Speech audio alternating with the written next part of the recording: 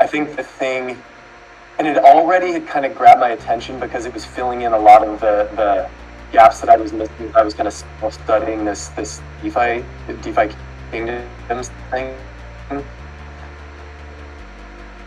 and and then I remember I was like, so 1 to 10, like, what was your experience? And you were like 50,000 or something like that. And I was like, okay, like if Des is not a bullshitter. If she's gonna tell me like on a 1 to 10 this is a 50,000, then there's something here.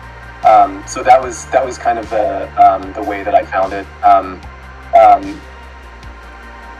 To be honest, it wasn't like a hard decision for me to say yes to. I've signed up to like several coaching programs, like multi-$1,000 programs. So I was kind of prepared for something like that. So like that wasn't like a big thing. But I think there was a sense of excitement, a sense of like, cool, I'm opening up a new phase of my life.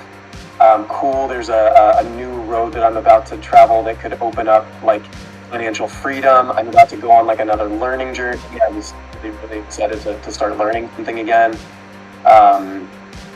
And yeah, I was just excited for the possibility. Like, I didn't know exactly what was in store, but I was excited for it.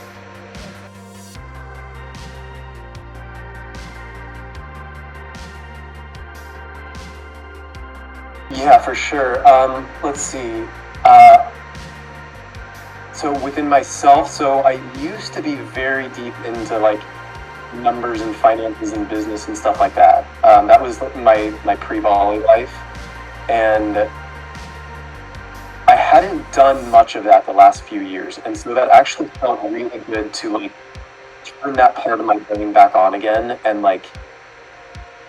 yeah, geek out a little bit on like numbers and analyses and things like that. So I really appreciated that left brain,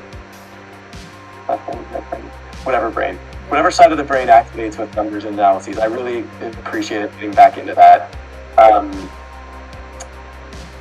In terms of my portfolio, I mean, the interesting thing was like the broader market during our course was taking a dump, and so it was interesting to like kind of navigate through kind of a down market while also learning about these new trades and like ways to position that might be like a relatively safer play. Like, for example, having things that are essentially a US dollar equivalent that are earning rewards that are not typically associated with just holding dollars.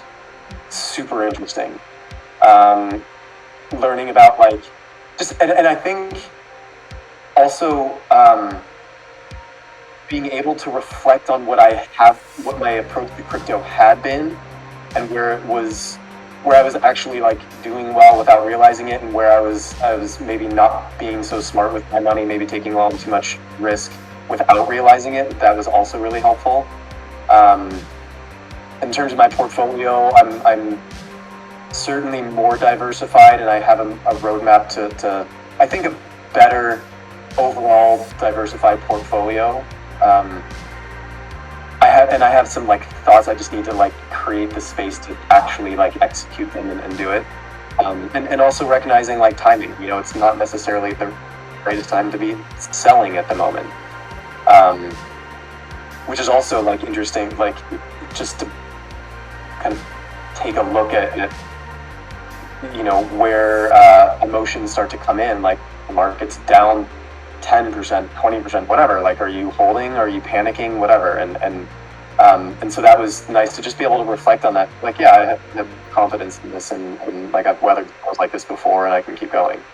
And just to hear from people that have been exposed to this for a lot longer than I have and been living in it, and like that there was some like validation of like, yeah, me, actually just like holding and panicking is actually like a pretty reasonable thing to do.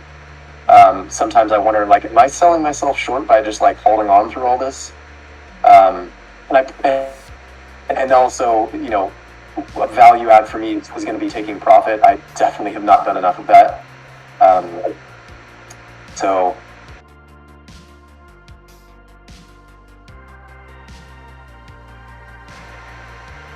lots of them. And let's see.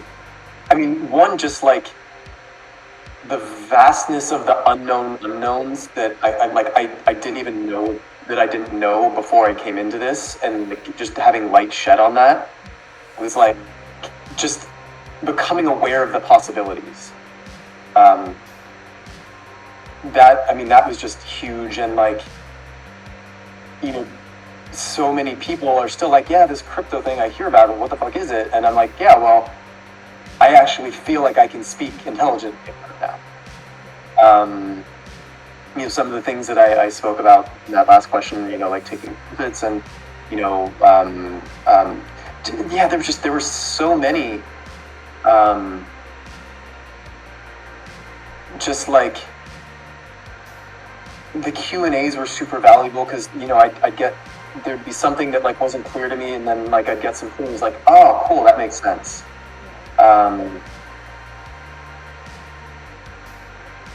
Yeah, I'm failing to like specifically recall all of them, but there were a lot of like, I feel like that makes sense now. That makes sense now. Still doesn't make sense. Let me ask another question. That makes sense.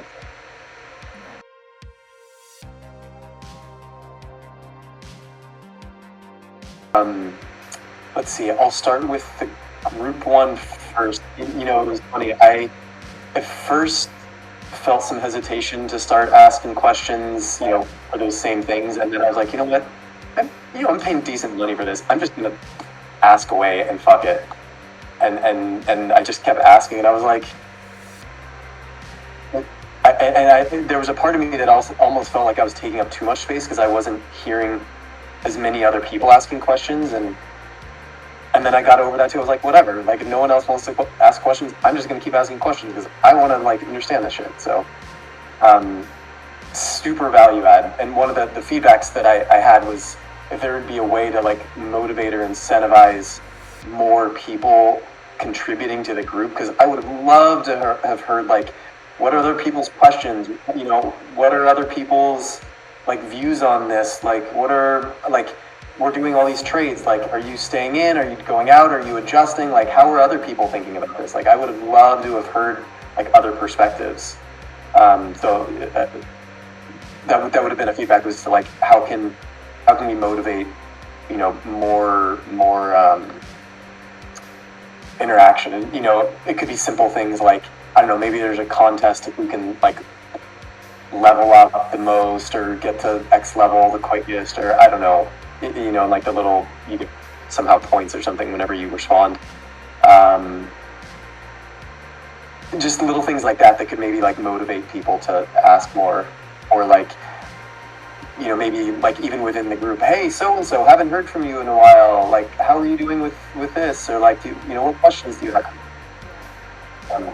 I think I heard that questions were oftentimes being asked more like kind of direct to the success manager, and that's great too. I did some of that as well, but I would love to have heard some of those, kind of brought onto the main group, so we could all benefit from that.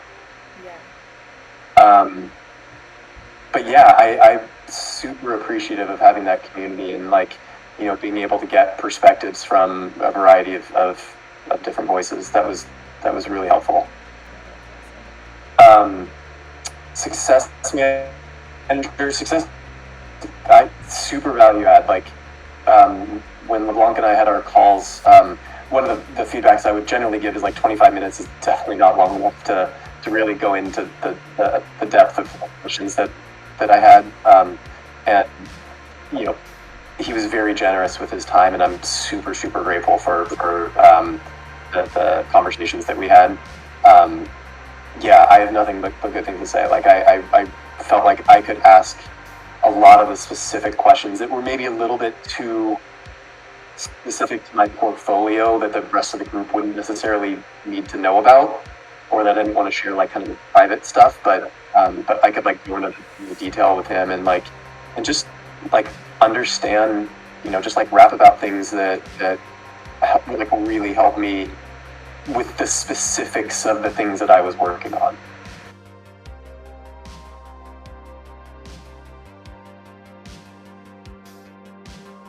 It will blow your mind at the expansiveness of the possibilities that are available and the ways in which you can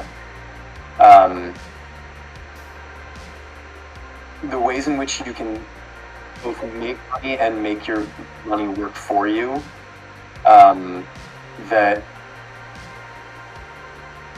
are completely novel and innovative and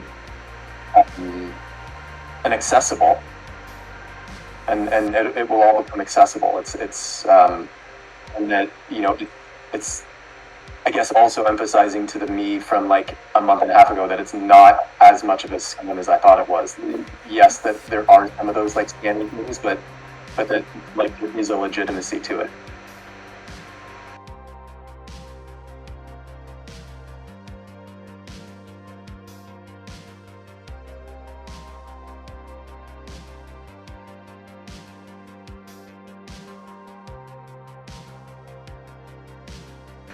And I think this is a really good anecdotal piece of how innovative and novel and value add it can be. So like the long run average annual return of the stock market is like roughly 6 to 7%.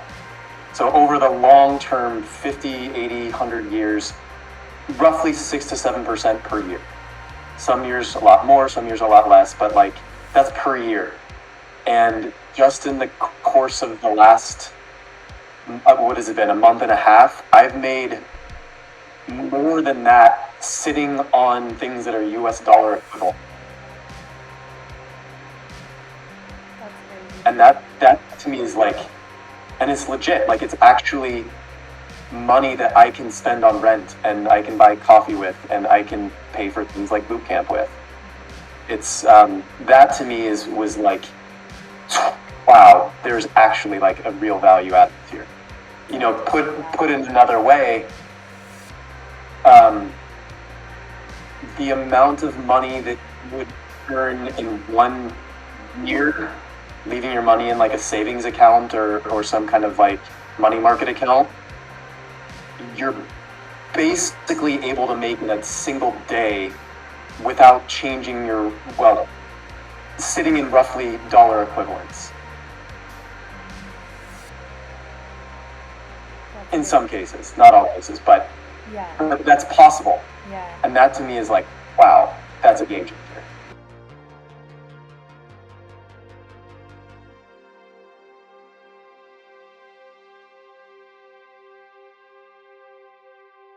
There was a trade that we did, I want to say it was maybe week 2, where it was like this looping strategy. It was like lending and borrowing, and like so you were kind of like lending on top of things that you borrowed.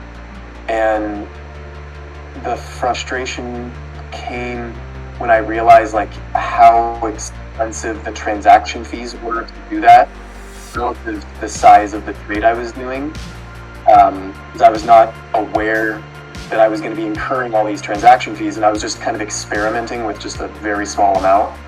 And, you know, I ended up, you know, taking a massive, as a percentage-wise, a massive loss on that, just because, like, I didn't put that much into it. And I think the feedback that I had there would be, like, if there are going to be positions that benefit from a certain scale, to communicate that up front, because, you know, like, paying, for example, I think I paid, I'll just give you numbers, I think I paid, like, round numbers anyway, like $30 in transaction fees on like $100 of a position, without knowing what I was getting myself into. Was that on an Ethereum? That was doing the more money curve thing. And the curve side was the most expensive part, but it was all, you know, so each loop was like, for each leg of the loop was like roughly 0.05 AVAX, and it ended up adding up to a fair amount relative to the size. Now, you know, if I'm spending $1,000, $5,000, $10,000, like $30 isn't that much, but it, without knowing, you know, what I was doing, there was no way that I would have known that $100 was just not even worth attempting that with, because I just wanted to see like, how does this mechanism work? And then, you know, oh, I just spent 30% of my investment just on the transaction fees. just an overall just deep appreciation for the time and energy that the team put into to bringing this course to us and holding our hands through it. I'm excited to continue walking the path and see where it goes from here.